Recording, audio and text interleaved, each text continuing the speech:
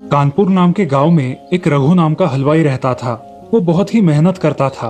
उसकी की हुई मेहनत रंग भी लाया करती थी और उसकी बनाई सारी मिठाइयाँ लोगों को बहुत पसंद आती थी। उसके घर में उसकी पत्नी सीमा उसका काम में हाथ बटाया करती थी, जिससे उसका काम हल्का हो जाता था। सीमा और रघु का स्वभाव बहुत अच्छा था। वो गाँव वालों की हमेशा मदद किया करते थे। ये सब उस गाँव के हरिया को अच्छा नहीं लगता था। उसे बहुत जलन होती थी। ऐसे ही एक दिन, अरे रघु, आज मुझे कुछ पैसे दे दो ना। मुझे कुछ पैसों की मदद हो जाती तो बहुत अच्छा होता। तुम्हें पैसे किसके लिए चाहिए? जुआ खेलने के लिए? अरे नहीं नहीं, जरा मजबूरी थी इसीलिए चाहिए थे। अरे ऐसे जुआरी के लिए मेरे पास पैसे नहीं है जो घर वालों को बेच के खाए।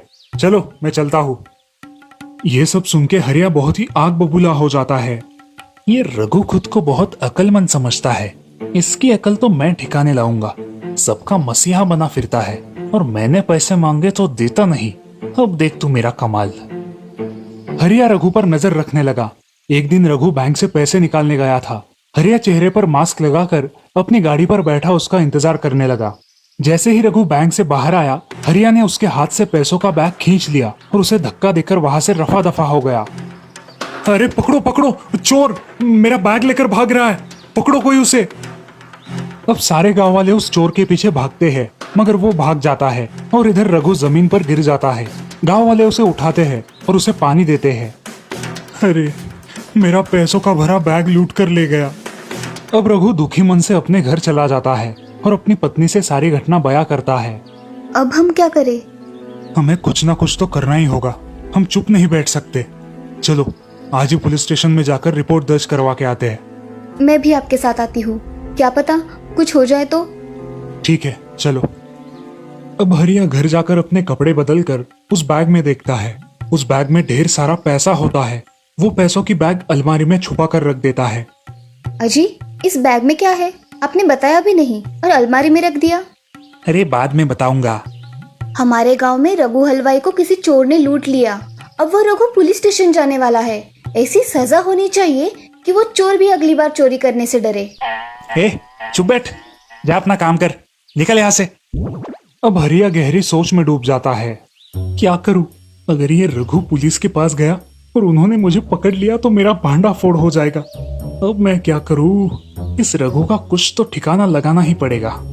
ऐसा कहकर वो मन ही मन में रघु को मारने की साजिश करता है और शाम को ही अपने गांव के बाहर जाकर खड़ा हो जाता है।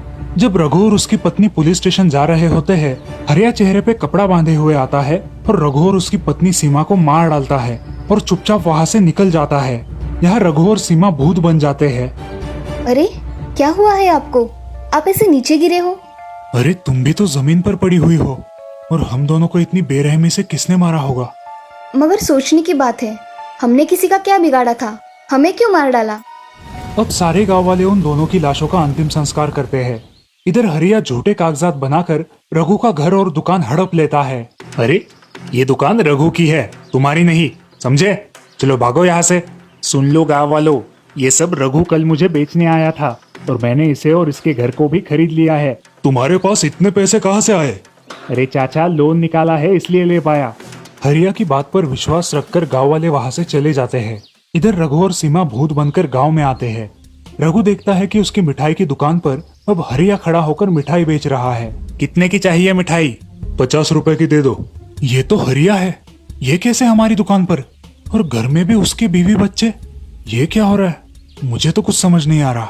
अब रघु और सीमा अपने दुकान के पास जाकर उसकी बातें सुन लेते हैं। अच्छा हुआ मैंने दोनों को मार डाला। हर रोज की टेंशन से तो छुटकारा मिल गया हमेशा के लिए। सीमा, इसने हमें मारा है और इसी ने ही हमारे पैसे चुराए होंगे।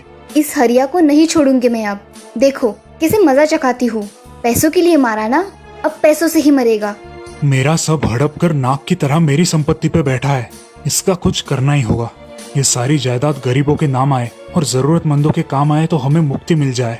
रघु और सीमा अब हरिया से बदला लेने का सोचकर घर जाने वाले रास्ते पर खड़े हो जाते हैं। तभी हरिया की नजर उन पर पड़ती है। वो क्या दिख रहा है भाई? जरा जाके देखता हूँ। भूत भूत, भागो! ऐसा कहकर वो भागने लगता है। रघु और सीमा के भूत उसका पीछा करके उसे पकड़ लेते हैं। क्यों रे हरिया, हमें क्यों मारा था? पैसे का लालच इतना बढ़ गया कि तू खून करने लगा। अब किसकी जान लेने वाला है तू? माफ कर दो रघु भाई, मुझसे बहुत बड़ी गलती हो गई। अब ऐसी गलती नहीं करूंगा। अच्छा, ऐसी गलती फिर नहीं होगी तो चलो हमें जिंदा कर दो। कर सकते हो? माफ कर दो, सच में मुझसे बहुत बड़ी गलती हो गई। अब तुझे एक काम करना है, हम जैसा बताएंगे तुझे वैसा ही करना है। हाँ हाँ करूंगा, आप बोलकर तो देखो। हमारी जितनी भी संपत्ति है उतनी सारी जल्द ही हमारे गांव के गरीबों में बांट दे और बची हुई जमा पूंजी अनाथ आश्रम में दे दे। मैं ऐसा ही करूंगा, बस आप मुझे छोड़ दो। अब हरिया गांव में आकर सारी संपत्ति दान कर देता है और बची हुई संपत्ति अनाथ आश्रम को देता है। उसके मन में एक विचार आता है, क्यों ना गांव के बाबा से मदद मांगू, इन भूतों से छुटकारा मिल जाएगा। ये सोचकर वो बाबा के पास चला जाता है। बाबा, ये भक्त आपके शरण में आया है, मेरी रक्षा कीजिए बाबा। क्या हुआ, ऐसे क्यों बात कर रहे हो? बाबा, मेरे पीछे 2 भूत लगे हुए हैं, उनसे मुझे छुड़वा दो। अब बाबा ध्यान में मग्न हो जाते हैं और उन्हें सब पता चल जाता है। दुष्ट, पापी, खुद गुनाह करता है और अपने प्राणों की भीख मांगता है। मैं तेरी कोई सहायता नहीं कर सकता, निकल जा यहाँ से। बाबा, बड़ी आशा लेकर आया था आपके पास, आप बचा लो ना मुझे बाबा। अगर तू यहाँ 10 मिनट और रहा ना तो मैं तुझे श्राप दे दूंगा, चला जा यहाँ से। अब हरिया बहुत डर जाता है और अपनी पत्नी को सारी बात बताता है। अरे, ये क्या अनर्थ कर दिया तुमने? तुम्हें उन पैसों ने अंधा कर दिया है। देवता समान रघु और सीमा को मार डाला। कुछ तो शर्म करो। अब मैं क्या करूं? आप उनकी सारी इच्छाएं पूरी करो और खुद को पुलिस के हवाले कर दो। पागल हो गई हो क्या? वो मुझे फांसी लगा देंगे, मैं नहीं जाऊंगा।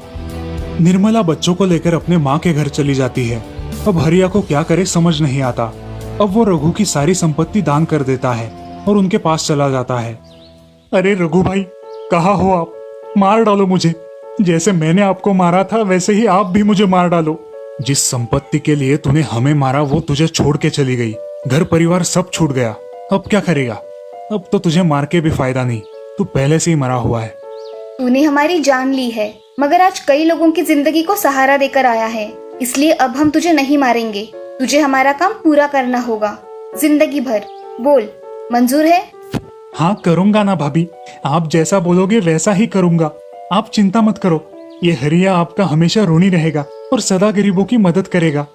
अब हम तुम पे हमेशा ध्यान रखेंगे और तुमसे काम करवा लेंगे। हाँ रघु भाई, आप मुझ पे ध्यान रखो, अब इस पुण्य काम में कोई कमी नहीं होगी। इस तरह रघु और सीमा हरिया पर नजर रख के अपना काम करवा लेते हैं और हरिया भी अब मन लगाकर गांव वालों की सेवा करने लगता है। अब वो गांव बहुत खुश रहता है, मगर गांव वाले आज भी रघु और सीमा की यादें निकालते रहते हैं। इस कहानी से हमें ये सीख मिलती है कि कभी भी किसी का बुरा नहीं करना चाहिए, अच्छे कर्मों का फल अच्छा ही होता है।